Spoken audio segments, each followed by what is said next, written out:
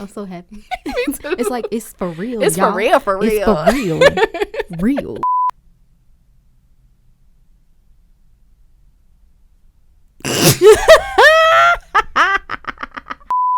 We're going to edit that out.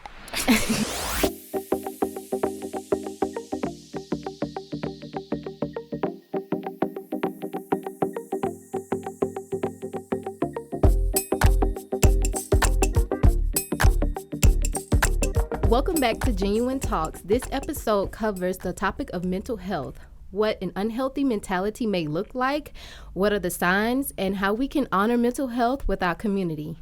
I am with my special guest today, joined by Miss Koca Moscato. Hi. As she is also an advocate for mental health. So we're just going to get right into it. So First of all, let me say thank you so much for having me here. I am very excited. I absolutely love your podcast. Thank you. And thank you for coming and flying in. Because by you flying in, it makes me feel like you actually believe in what I do and what we stand for. Yeah. So thank you so much. Also, before we get into it, it's Miss Moscato's birthday today. Shout out to the birthday girl. We're going to turn it tonight. Yeah, tonight is going down. It's going down. So we got to get into it.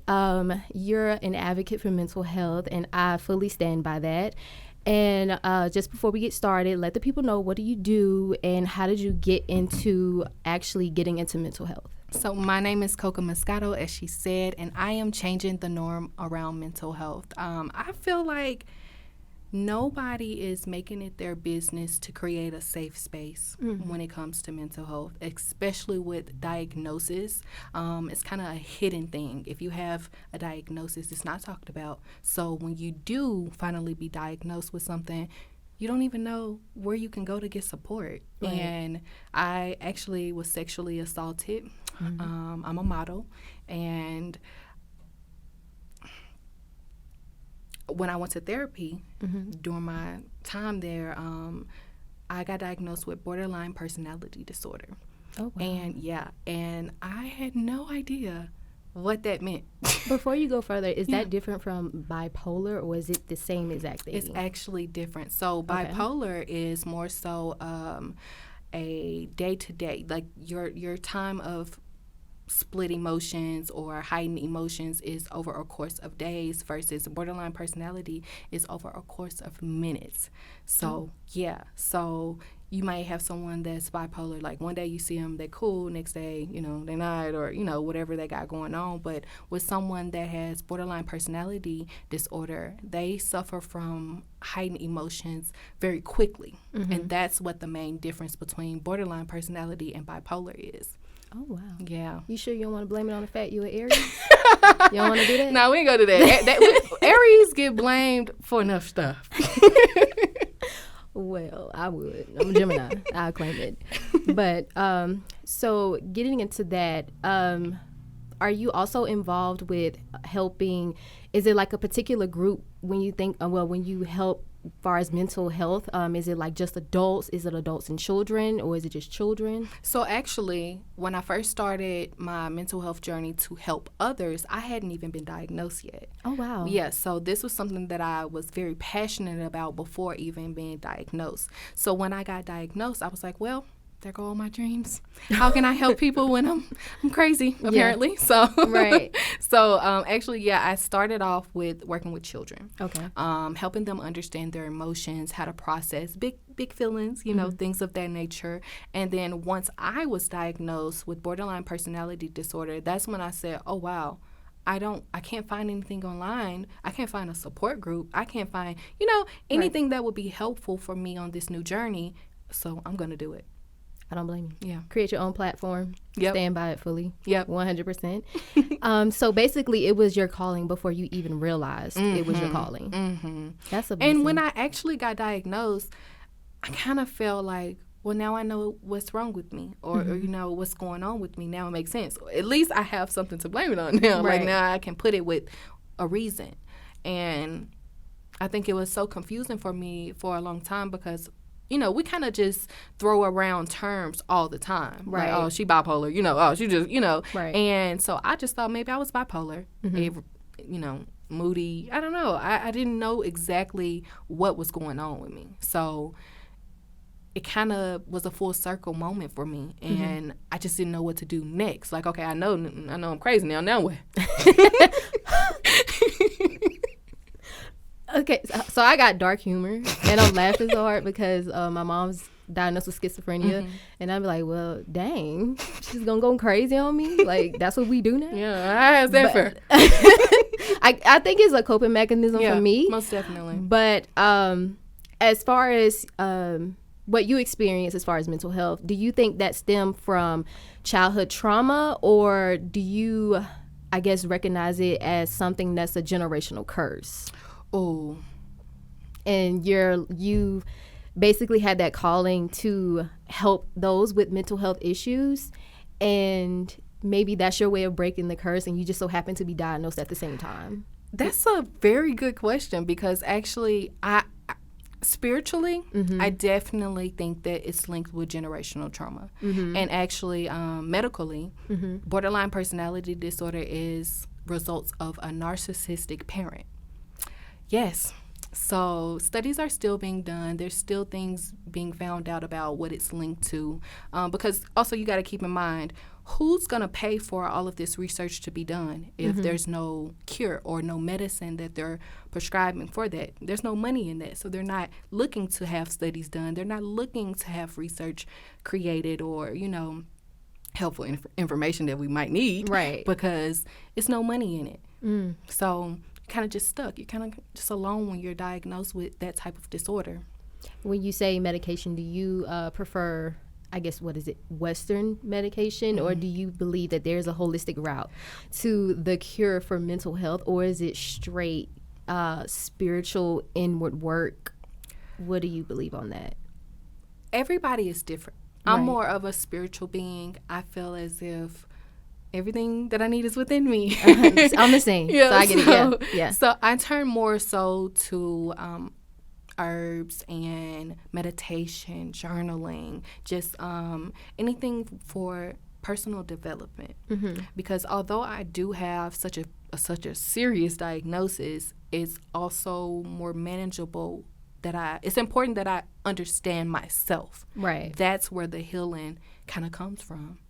And so Western medicine, I feel like it suppresses what's going on with you. And this is kind of a little off topic, but I feel like some diagnoses are actually spiritual gifts. I do too. I believe it's a superpower, but majority of the population is scared to tap into that. So we go seek help, thinking it's the right thing to do, but they shove medicine in our body to block that or inhibit that awakening.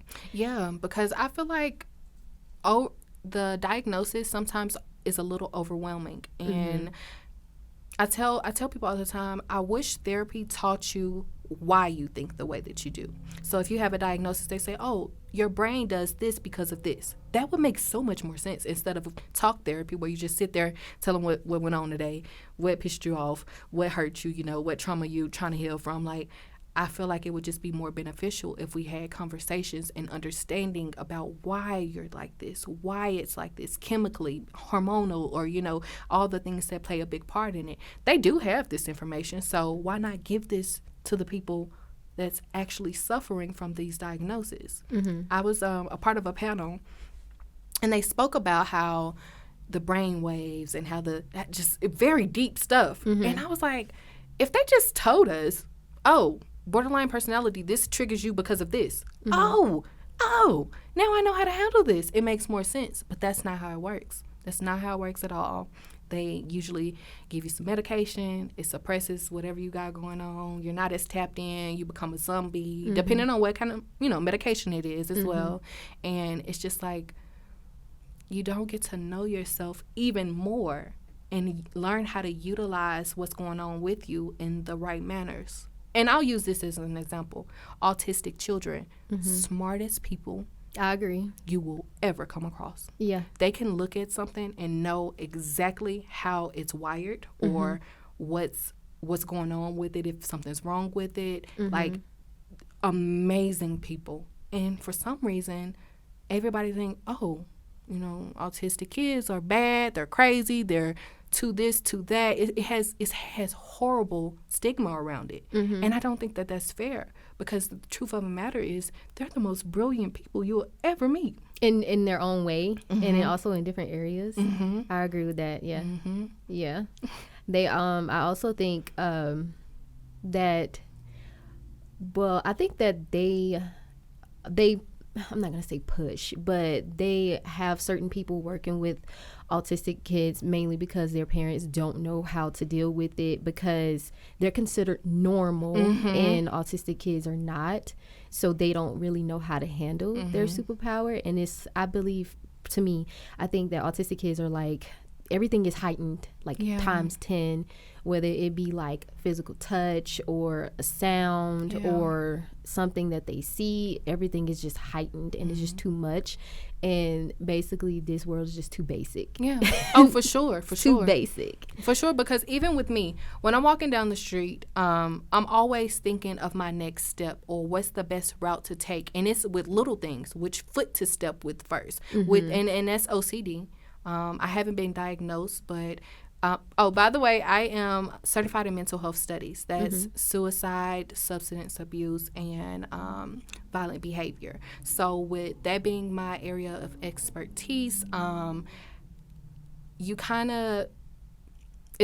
have a class that you take with that, and it tells you about all of the diagnoses, what type of medication, tranquilizers. It get real deep. Yeah. And I found out that a lot of them are linked to each other. So can you elaborate? Sure. So some people that have bipolar disorders, it's common for them to have another diagnosis as well, because some diagnoses are very similar. And so what they do is, it's kind of like being on the spectrum. You know how? Right. Yeah. So it's kind of like that, but diagnosis-wise. So people that have borderline personality disorder, they ask you for your parents. Do they have any mental health problems? Because that helps them understand what else you may also have. You see what I mean? Because it could be genetic as well. So if you diagnose with one thing, a lot of possibility times of another. So like if you have a parent that suffers from like you, schizophrenia, oftentimes they do recommend that you get therapy or some type of evaluation done as well, because it will show in you or your children. Well, let me go get check ASAP, please. No, I said it because I literally attended therapy like 3 times voluntarily though. Okay. But that's because I was never diagnosed, but I like self-diagnosed, and I was very depressed from like when I was I would say middle school all the way up, I would say, until college, and I guess until when I decided to seek help. Yeah. And I guess it came off in many different forms. I had anxiety, but I would say I learned to control it. But I notice now that my anxiety, it doesn't stem from like me hyperventilating or crying 24/7 or just passing out on the floor in a ball or whatever, or just like jitters. Mine is irritation. Yeah. Like I I get irritated quick. And then once the irritation starts, that's when I'm just like, you know what? And I'm like, and I get so flustered. Yeah. And I kind of shut down, but I kind of force myself to keep going during the shutdown, which makes me even more irritated. Yeah. So I agree that it does stem from like one thing, but with my mom being schizophrenic, and I did hear at one point that it does skip like generations. So and then I also heard that I don't know how true this is, but if it's like say for instance my mom, schizophrenic, if she was to have a son, then more than likely he would have got it. Or like if the dad is something wrong with the dad, then the daughter would have it. Yeah. So what they do is they look at maternal, like which parent basically has whatever, diagnosis, and then that determines what to look for in the child. So a lot of times if your parent is diagnosed with something and they're actually getting help, a part of their help is to have you seek therapy or, be enrolled in therapy also, so that you can learn yourself as well. And for children, the therapy is completely different. And I love that. I love that they have different type of therapists for different needs. And for children, I think it's a little bit helpful, more so because it's earlier. It's called earlier. And you kind of have a healthier support system versus when you're an adult, you're trying to self-diagnose and like come up with coping skills. When you're a child, you get ahead of it, early on. So like when you get big emotions, I want you to take your hand and put one finger in the palm of your hand and squeeze it. Oh wow, now this child has a coping mechanism or coping skill that actually helps them calm down, versus you've made it to 20 years old and now you're throwing back beers every night. So it's all about getting ahead of it. And I think that unfortunately, they don't always bridge the gap to make sure that the children are also, getting the help that they need. Because if you don't get the help you need, you're suffering. Right. And like you said, it started for you in middle school, and it went all the way into college until you seeked help. Imagine if you would have got help in middle school. Imagine if someone would have sat you down and actually tried to figure out what are good coping skills for you.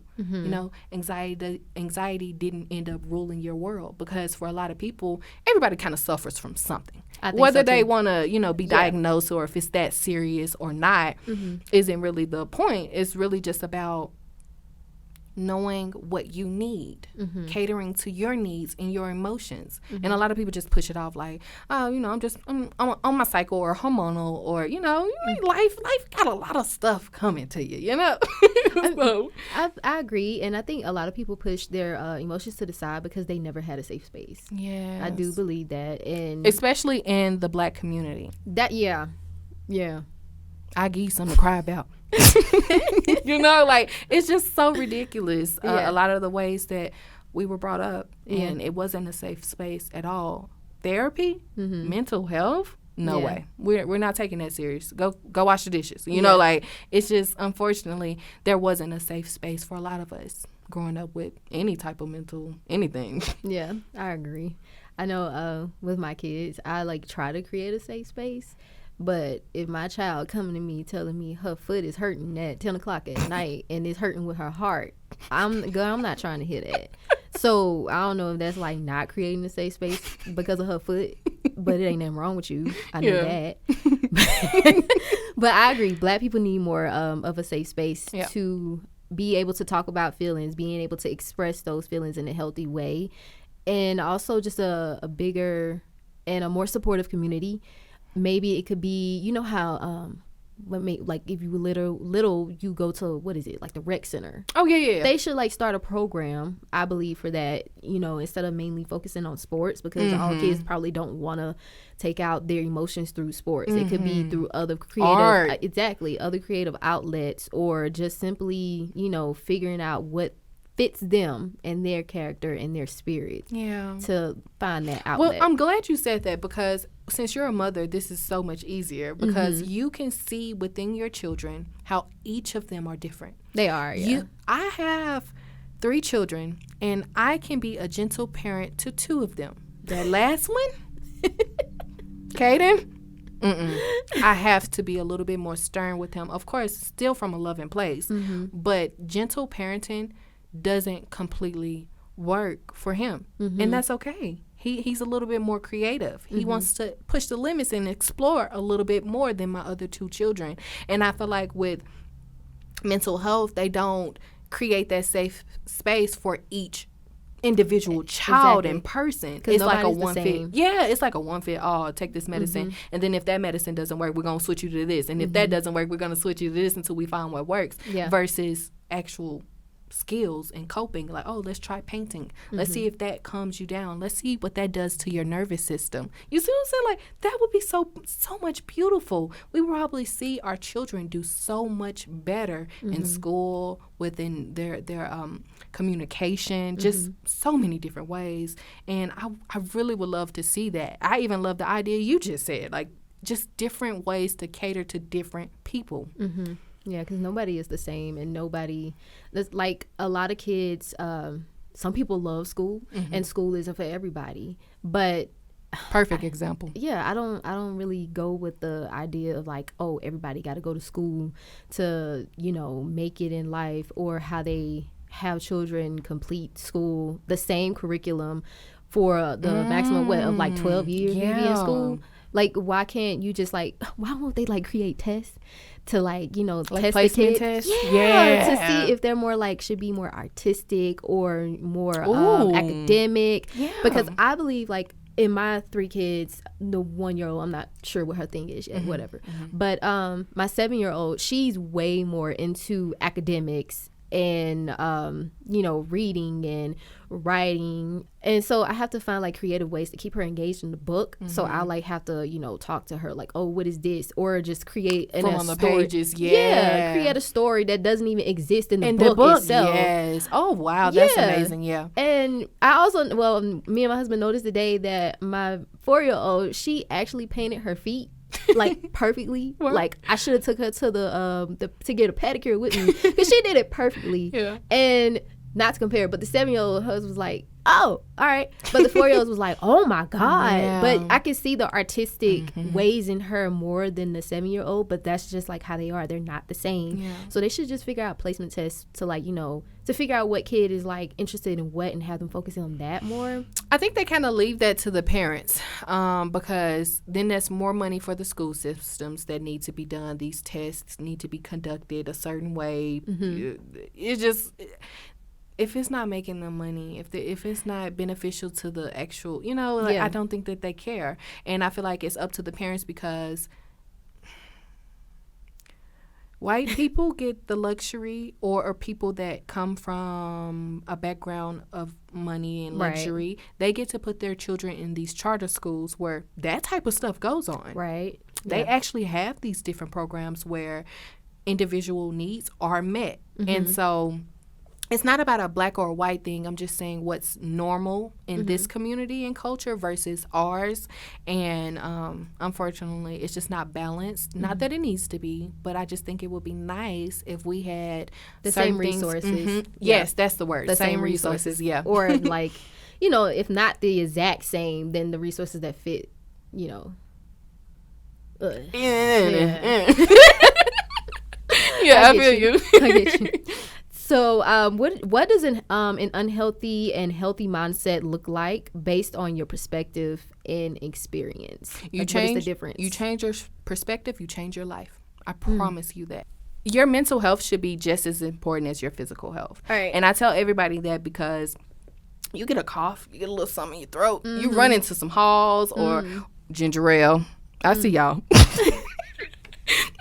You know, and if we took that as our mental health as serious as we take our physical health, you would see a change in your life, because they do go hand in hand. If you're not right, if you're not feeling good within, it alters your perspective of yourself, of others. Like, think about it.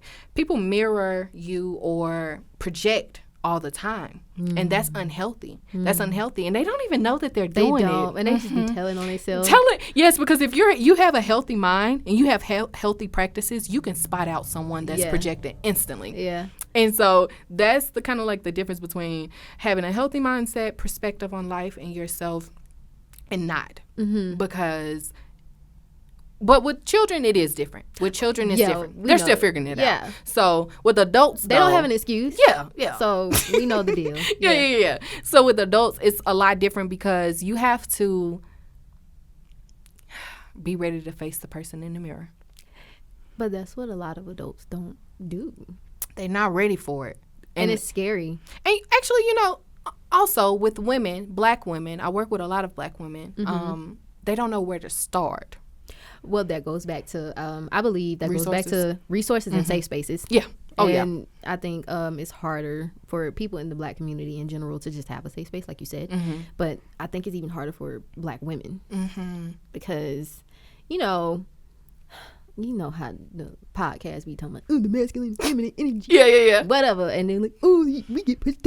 Yeah, you know what I'm talking about. Like, but they, like, it's some truth to that extent when it comes to that. And I think that has somewhat to do with it, but also like, you know, how black women are viewed as fast little girls when we little.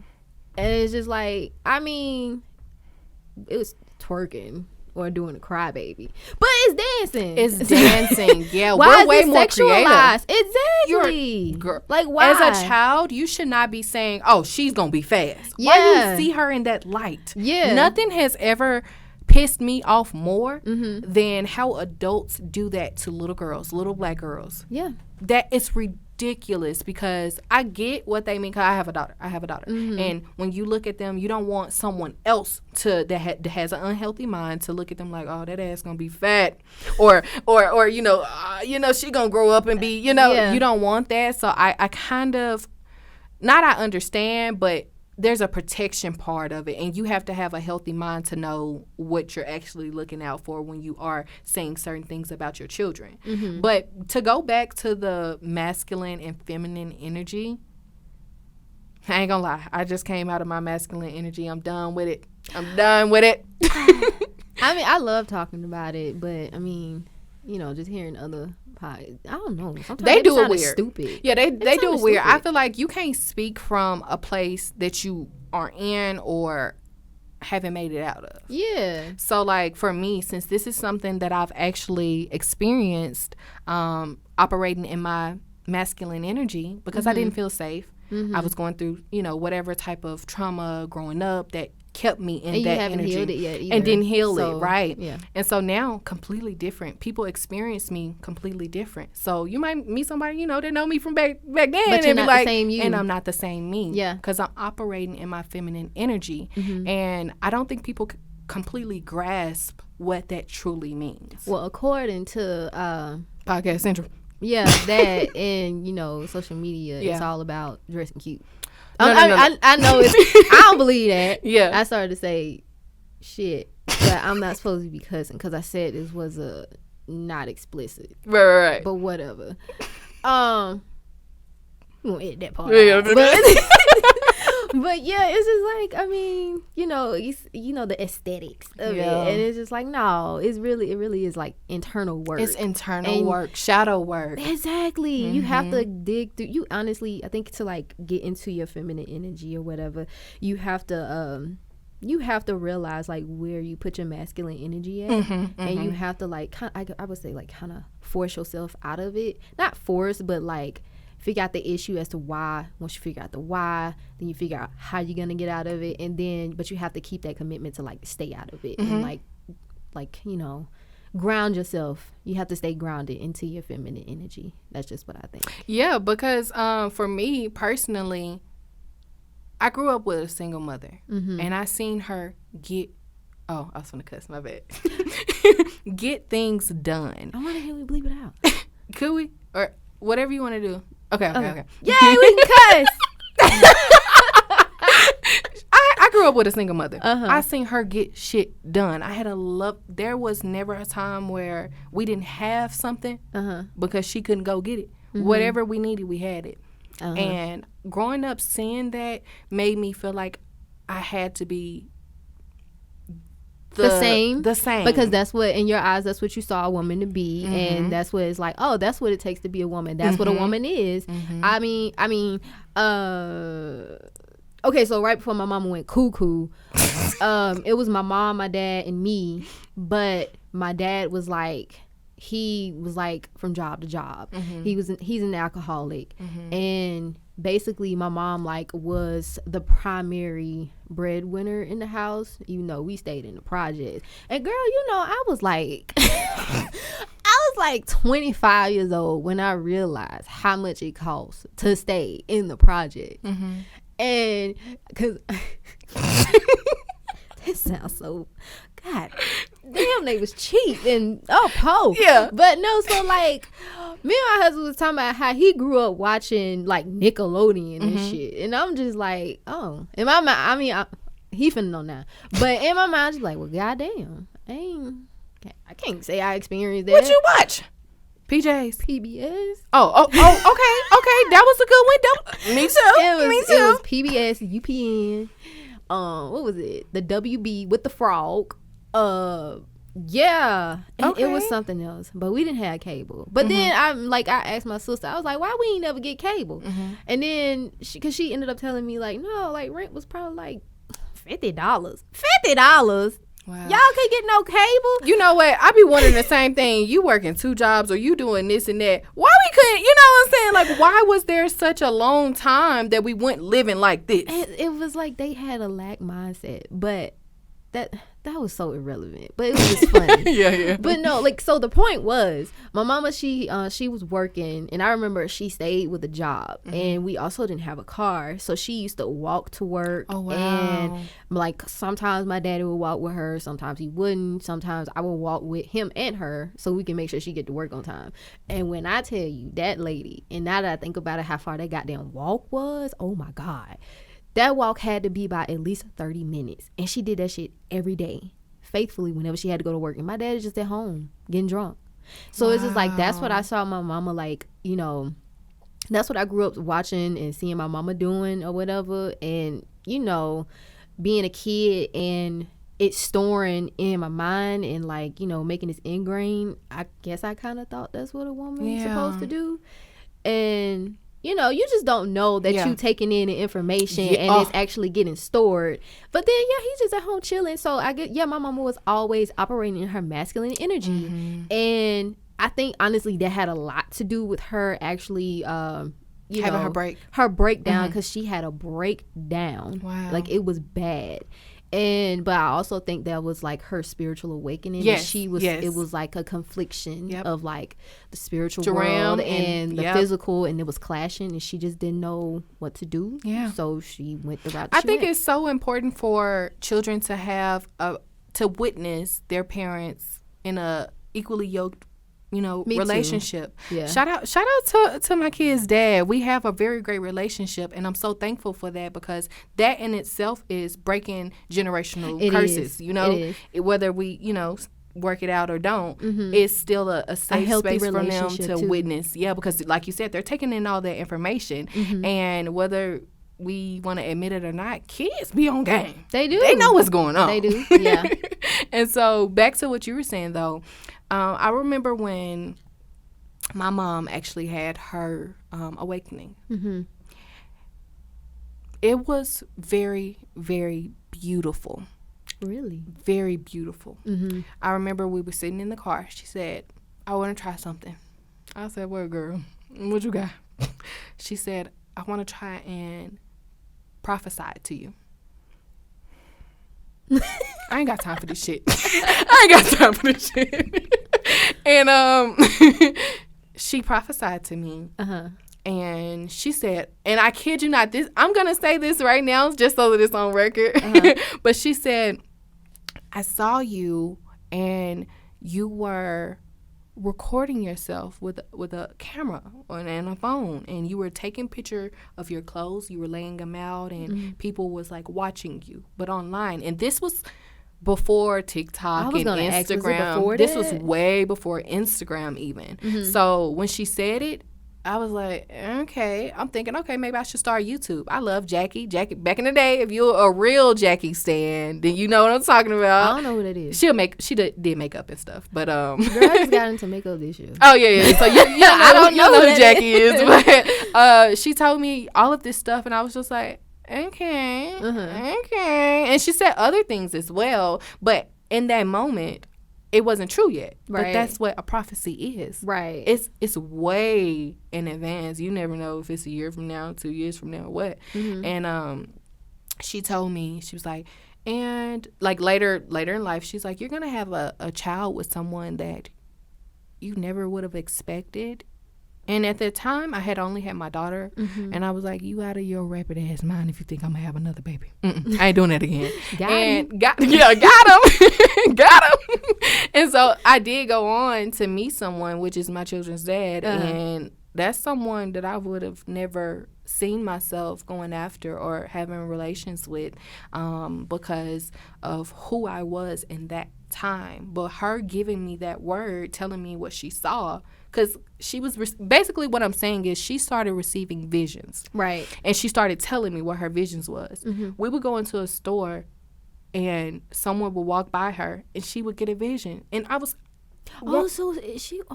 Yeah, It was like she was on the spot. I can call her right now and she can tell you about yourself. I swear to you. I I swear to you, she has this gift for real. And I think it's so cool. I always used it as like my magic weapon. I would bring my friends over, anybody that I grew a loving to, and I wanted them to understand themselves or have something that kind of gave them some type of motivation or understanding. I would be like, I want you to meet my mom. And she would sit there quiet. She always tell me, don't tell me nothing about them. They're like nothing. I don't want to know anything. So when I meet them and I tell them whatever God tell me or whatever I see, you know, they know that it's genuine. And the way that she does it is she can tell you things that me and you haven't talked about. She can tell you things that you've only prayed to God about. And so you know for sure that it's not something she just pulled out of her tail. And I just thought that was so fascinating. I remember this one time she met this lady in the grocery store. She did this all the time. Y'all ain't gonna lie, it pissed me off all the time. Like, we can't just come get eggs and leave. For real. And this lady walked past her and she was like, hey, how you doing? And I was like, oh, fuck. And she was like, they got to talking. She was like, do you mind if I pray with you? And this wasn't as cool or relevant or popular then. Now we're seeing more psychics, more people that can do that type of reading. Your mama an astrologer? No, not astrology, but everybody kind of now has that type of, that type of vibe. And she told this lady she saw her dead in a hotel room. Wow, what? Oh, my God. Traumatized me. I've thought about that lady every single day after that day. And I could cry right now because I hope she's okay. Yeah. And she cried and she told my mom, she said, she goes to hotels. She meets men, takes them to her room, their room. She do what she do. And all the pieces started to connect. Yeah. And my mom just prayed for her, told her, be careful, choose your, whatever you got going on, choose it more wisely, because I saw this. We didn't know this lady. My mom didn't know her. Right. And so for the woman to cry and be like, wow, this is what I do. I'm a scammer or whatever whatever the conversation was amazing to me. And I think about it all the time. Me and my mom don't really have a strong, a close relationship. And I used to pray all the time and say, God, why did you give me the parents that you gave me? And it wasn't until a month ago he answered me. What I needed to be able to see that certain things are real. Her spiritual gifts that she has, they're real. These things that I have, because my diagnosis make me feel crazy. I ain't got just borderline personality. That's just my favorite one. And so I thought I was crazy. I thought that when I get visions, I thought I was crazy. Yeah, I seen my mom do it, but I wasn't. I have her in my head spiritually up here. She can do it. Like I said, I can call her. She can do it right now.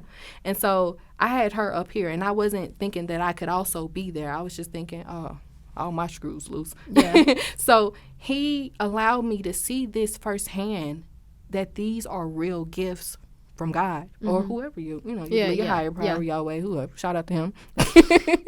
Whoever whatever your name is. And so, you know who you is.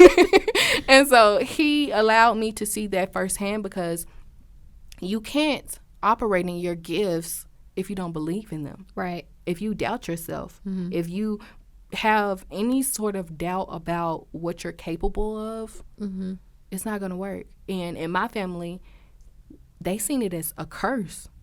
I have an auntie, my bad. She can see dead people. And I know it sounds crazy. I always said, I would not want that. That's what I said. I'd be cussing them out. Like, what you want? Why you even here? Why you here? You gonna pay a bill? Like, right, what's up? Yeah. You gonna have? Yeah. And they have gifts that I don't have that gift. I see death on people.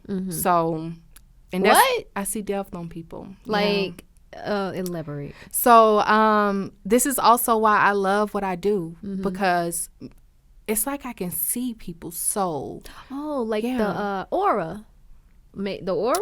Like the color? No. It's not an aura thing. It's more so of it's hard to explain, honestly. So I'll see people who are battling depression or something like that, and I'll see death on. I can't explain what it looks like, because internal understanding. Right. And so I'll see that, and I know exactly how to connect with them, because people feel different things in depression, and they don't even know that they're depressed. Yeah. High functioning depression is real. Mm-hmm. And so imagine if someone could look at you and know, oh, she's depressed, and these are the words that she needs. See how helpful that could be? Mm-hmm. And so I seen death on my brother. Mm-hmm. Me and my brother like this. Shout out to him, SOE. And I told him, I said, it was in the middle of the night, and I was scared of, this was when I was coming into accepting my gifts. I said, that was weird. I was like, was that like a dream, but I was woke? What was that? I didn't know what to do with that, what I saw. And I had saw my brother in a red car, and he doesn't drive a red car, but he had a gunshot wound to his head, and blood was leaking out of his head. And it was like I was him in the dream. Mm-hmm. Like, you have an understanding to what's happening without anything being said. So it's like it could almost have no audio, but your brain is understanding what's happening. You either got it or you don't. Yeah. Yeah. And so I called him. I said, hey, I had a dream that because I don't be wanting to explain all of the whole logistics of what's going on. Like, oh, I had a psychic vision, because I'm still figuring it out, at that time at least. And so I said, I had a dream, you had got shot, and you just need to be careful. Watch your surroundings. Stop whatever the fuck you doing. Cut it out. He said, damn. He's like, I'm too hot for this. He's like, I'm gonna roll up again. So I'm like, hey, do what you do. Got off the phone. Months and months later, my brother got shot. Mm-hmm. He was in a red car. Mm-hmm. It was a girl that he was with car. Someone he didn't know at the time when I had told him about this vision. And he was messed up pretty bad. Uh-huh. The police found him like over a fence. He was trying to, get to someone's house to get help or whatever. And whoever was trying to, kill him, end him. I don't know how to word that. They had followed him. So he was trying to get away. The girl was driving. She also got shot as well. She's okay. And there was one more person in the car that they left him. Let me be clear on that. They left him to die. Mm-hmm. And he said that he remembered sitting in the car. And this is what blew my mind, because when I called him, I just said, hey, I had a vision. I had a dream that you got shot and you was in a red car. Mm-hmm. Be careful, watch your surroundings. When he told me what happened, he said that he blacked out, and when he woke up, they were gone, and he was in the passenger side of the car. They had shot the tires because they had chased them. It was real dramatic. Mm-hmm. And he said that he just remembered looking down, and he just saw blood gushing. He didn't know where he was exactly hit. He got shot several times, so he didn't know exactly where he was gushing from, because it was just so many different holes, bullet wounds. And he said he just remembered looking down, and it was just all everywhere. And the way he described it was exactly what I saw. It was exactly what I saw. He said after that he blacked out. He woke up again. He was just in and out of consciousness, tried to get to help, and that's how he ended up stuck on the fence. His coat got stuck on the the pointy things. Pointy things. And anyways, months after he recovered, he said he got out of the hospital. He went through so much trauma during that, just having hallucinations and everything, because he was in a coma. So they had him, doped up, and it was just very a long healing journey for him. But afterwards, he was recovering at my house, and he said, "Hey, fool," he was like, "You remember you called me about that dream?" And I didn't keep up with it, I told him left alone. That was the last time I had thought about it. And he said, "You remember that dream you told me about?" Mm-hmm. And I was like, "Oh shit." He's like, "What else you see?" And I'm like, "Look, I'm not a genie. That ain't how it works. It don't pop up like that." Yeah. And so that was the moment for me where I realized that there's something bigger, a bigger calling on my life for me to help people. And I just kind of seen and understood how it's intertwined with mental health. Because my brother getting shot, it actually sent me into a downward spiral. I had a psychotic break, and it was public. Oh. And, yeah, it was very public, and it was very embarrassing. Not in the moment, because I wasn't there. I wasn't It's there. embarrassing now? Yeah. Or do you look at it as like it had to happen? It definitely had to happen. Now I'm in You're such a different accepting of place. it. Yeah, because I understand why it happened, what it meant, and all of that. Like how you were saying, your mom had her break. That was it was like that. I understood. Oh, that was what was happening to me. It was a spiritual fight that was going on, and I wasn't supposed to actually step into my gifts. You know, that's not what the devil or whoever. The hater. Evil, hater. Wanted, and so it was too much for me. It felt too big. If I didn't know what was going on with me, I felt like I was going crazy for real. It felt so thick, and so now when I have these visions, I take them so serious. And my mom and my grandmothers always say, don't let your gift. If you don't use your gift, it'll turn into a curse. Yeah. I believe that. Yeah. And they always told me that. And I just said, whenever I got my gift, not to make this sound like a witch movie, but I was like, whenever I get my gift, I'll be ready. But no, I was not ready. It's way more than anything I could have ever prepared for. And that's also why I feel like diagnosis equal some type of gift. It links with your spiritual gifts. Yeah. Okay. I'm sorry. I know that was live. No, because I was gonna ask like, oh, well, maybe I'm schizophrenic, but no, because like, how you said you basically have awakening dreams. Yep. Mine only happen in my dreams. Oh yeah. So like while I'm asleep. Do you know the differences between like clairaudient? That's when you're able to hear voices. Yeah. So like there's that's what my mom many was different doing. She ones. was hearing voices. There's many different ones, and I don't know all of them. Clairaudient, clairsentient. I think that's touch, and claircognizant and clairvoyant. I think claircognizant and clairvoyant, from what I know, it sound like the same, or it's like almost the same thing, and that has something to do with like actually being psychic. If you pay attention to them, it's almost just like the taste, touch. You know what I mean? It's the five senses. Yeah. So your dreams, if you're someone that sees them only in your dreams, that's a certain word, and I'm sorry I don't know that. Because like I said, I'm still learning. Yeah, you Google it. TikTok it, they might got it. You know they got it. When you have them in your dreams, it means that you are a certain something. And like I said, I'm sorry that I can't give you that information. And I really do hope that you figure that out so that you can know how to utilize and how to, pour into yourself so that you're not so drained when you get those. But they be so accurate. No, I be tired when I wake up because I feel like I be in another world. Another realm, yeah. Yeah. It was one time, what is it? Astral project. Yes. Girl, I had, dream supposedly. So I had a dream that I got up and got out my bed, and my baby was asleep in the bed with me, but my 4-year-old met me in the hallway, and she was like, come here, mommy, come on. But we were in the hallway in our house, and like I walked to the room, and I was trying to wake my 7-year-old up, but she didn't wake up. And so I kept going like back to, I guess, my body. And so the next, I had to force myself to get up to actually check on my 7-year-old because it felt like something was wrong with her. And come to find out, she had a nightmare, but she did not wake up throughout the nightmare. She told me the next day. But then the 4-year-old, I was like, Jordan, did you see me last night? And she was like, yeah, you was putting the baby back to sleep. She said, basically putting her sister back to sleep. And I was like, oh, okay.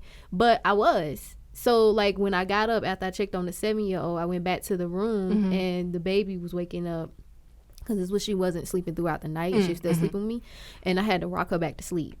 So, it was just like, oh, okay, so you did see me. But I ain't say nothing else to her. I was just like, oh, okay. Like, oh, damn. So, we did see each other. We did see each other. Yeah. It was creepy. And it was, like, another time I was asleep, and one of my aunts, she just like recently passed. So in the dream, when she was alive, she had like short hair and it stopped like right here in like a bob. And it was like blonde. So in the dream, it was like her hair from like real life, and then in the dream, the other side was like long and white. And in the dream, she like told me she was proud of me and that she loved me, but we didn't have a close relationship at all. So we didn't talk, and I always thought she didn't like me. And the crazy thing is, what made it even more crazier is that for me to wake up out of the dream, the doorbell had rung, but the doorbell never worked. And wow. I woke up and I was like, what? So I decided to like look out the window, but I didn't see nothing. So I thought like somebody was like dropping off a package or whatever. But then I went back to sleep, and then I got up out the bed when I actually woke up, and then saw like a feather sitting on the car, and I was like, oh. Was it white? It was white. Wow. And I was like, oh, okay. Like, special delivery. Yeah. So, and it was so weird. And then I had another aunt that passed like before her. And then I had another dream. We were like in a baseball field, and the aunt that passed before her, she was like rubbing my head, and we was just chilling, smiling. But before she actually passed, she was like calling me, but I kept missing her call, so I called her back. She missed my call, and then she called back, but we were like playing phone tag, and then like after that she like died. So I don't know if that was like her way of like, you know, trying to talk to me one last time, but she did ended up writing me, and the last thing she wrote me on Facebook Messenger was like she loved me. And then that was I mean, right now I'm really into trying to figure out how to connect with people that have passed away. Not in a Ouija board type of way. I just mean that like, I'm curious to who my spirit guides are. I'm curious to know, like, because my sister passed. And that was my very first death. All my people still alive. My grandma, my great grandma, everybody that's in my life, in my family that's connected closely to me, they're still alive. So my sister passed. That was the very first person. And I was asleep when I got the call. My phone was blowing up, and I was asleep, and I woke up and I answered the phone. I'm like, what's up? They was like, have you heard about your sister? And I was like, what she done did now, child? I ain't got no money. Ain't nobody don't ask me to borrow nothing. I ain't got it. And they was like, she's gone. Where'd she go? She's dead. And I just wanted to talk to her. And her last message to me was, life is so crazy. I just want you to know I love you. And I said, why she say that? Why did she say that? You know, like, you don't feel things for no reason. And I just kind of feel like she knew that she was about to go. And I mean, I'll never know, but I just wish I could talk to her to I don't know. Just, I don't know. It'll just make it more real for me as far as spiritual gifts go, and that other side. You connecting the dots. Yeah. Because, like, there's only certain things I know she would be able to tell me, or, you know, I just want to make it real. Like, what happens? I think they send signs. For sure. Yeah. You know, oh, no. So, no. Okay. So my husband was in Poland, right? And my kids was at school. You ever heard that saying, like, when you hear ringing in your ear, that's like, you know, someone trying to connect or contact you? Yeah, girl. So everybody was out of the house, and my baby was asleep, and I decide to have me time. The personal me time. Oh, yeah. I decided to do that, right? So I did it. And then when I got done, I heard the ringing. And I was like, oh, my God. Y'all couldn't wait. Wait till I was done. I'm in the middle of something. I was like, y'all rude. Like, y'all No, it happens at the most inconvenient times. I'm not going to lie. It's like, why now? Like, what do y'all want? Yeah. I be talking mess. Me too. I don't know. Like, sometimes we feel like I'm crazy, but it's just like, all this stuff just not, we not basic humans. We not basic. Yeah, it's kind of disrespectful to even think that the human beings doesn't have some type of connection with the earth or with spiritual realm, or, you know, because think of how nature works. Think of how everything works together and it replenishes itself, and just it's way deeper. It's way deeper. And that's a different conversation. Yeah.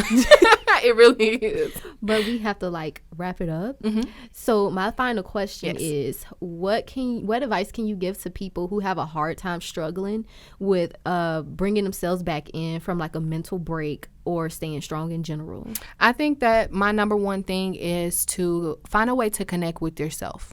Your true self, not who you put on or who you've been used to being in front of people, because we mask and we don't realize it because we've been doing it so long, or we trying to please our parents, and because our parents want us to act a certain way, and we kind of get stuck in trying to be the scholar, or this is my hard worker, being who they want us to be. Yeah. And so my advice would be to find who you really are.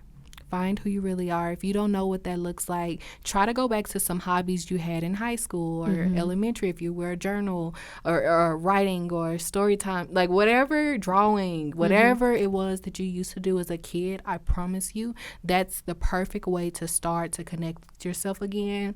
And the reason why that's my advice is because everything that you need is really inside of you, and there's no advice that I could give anybody that's struggling mentally that would be better than to find a way to connect with yourself, because we all are tapped in some type of way, whether we want to get real deep into it or if we want to just kind of stay surface level, because you know what you need. So like some people feel like, oh, I can't do this until I have this type of job or this type of house. It's the same way when you change your perspective on what the things are that you do need. So like if you want to be a better communicator, or you're tired of being used, or you have abandonment issues, start with, why do you have those triggers? What is it that you need from you? That's my advice. And also, the resources that you need are really right in front of you. Yeah. You just have to recognize them as well. Yeah, because sometimes we do get a little ungrateful and be like, oh, I just wish it was easier. And that would be helpful, but you have to do the work. And the rest will pave its own way. Yep. It'll all come together. Well, thank you for coming. Thank you so much for having that me. You chose to come out. Oh my God, I'm so happy. It's like, it's for real. It's y'all. for real. It's for real. Real. So thank you so much. And thank you for tuning in to Jenuine Talks. And I look forward to seeing you guys again. Thank you for coming in.